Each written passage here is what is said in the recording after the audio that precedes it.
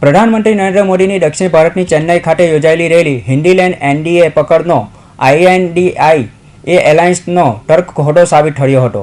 જાતિકરણ seat શેરિંગમાં મશગુલ એલાયન્સને દરેક મુદ્દે પરાસ્ત કરતા પીએમ મોદી આગળ વધી રહ્યા હોય તેવા દ્રશ્યો દેશવાસીઓએ ચેન્નઈ રેલી દરમિયાન પણ નિહાળવા મળ્યા હતા. 22 જાન્યુઆરીનો ભગવાન શ્રી રામ નામ ગુંજ સાથેનો શંખનાદ હજી ફૂંકાવાને 2 દિવસ બાકી છે. ત્યારે દેશની વિપક્ષીય ગઠબંધન એલાયન્સ જાતિકરણ સમીકરણને એક વખત પછડાટ મળ્યા બાદ પણ સીટ શેરિંગમાં મશગુલ છે. જ્યારે જાતિ આધારિત તુષ્ટિકરણ રાજનીતિને પરાસ્ત કરી પીએમ નરેન્દ્ર મોદીનો રાષ્ટ્ર એકતા અને રાષ્ટ્ર સર્વોપરીનો વિચાર સિદ્ધાંત આગળ વધી રહ્યો છે, જેમાં દક્ષિણ ભારતનો પણ સમાવેશ થવા જાય છે.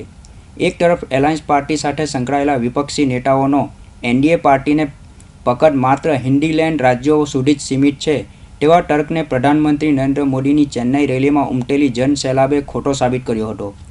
પ્રધાનમંત્રી નરેન્દ્ર મોદીના નેશન ફર્સ્ટના દૃષ્ટિકોણ એલાયન્સ પર ભારે પડી રહ્યો હોય તેવું સ્પષ્ટ ચિત્ર ચેન્નઈ રેલીમાં પણ નિહાળવા મળ્યું હતું.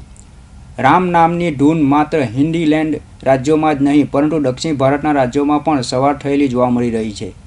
હાલ સમગ્ર દેશમાં તુજમે રામ, મુજમે રામ, હમ સબ મેં રામ સાથેની એકતા ગુંજ સંભળાઈ રહી છે, જેમાં કોઈ સમીકરણો એનડીએ પાર્ટી કે પ્રધાનમંત્રી નરેન્દ્ર મોદીએ લગાવ્યા નથી, જે પ્રધાનમંત્રી નરેન્દ્ર મોદીના દરેક રાજ્યોના પ્રવાસ દરમિયાન આપોઆપ માહોલ સર્જી રહ્યો છે.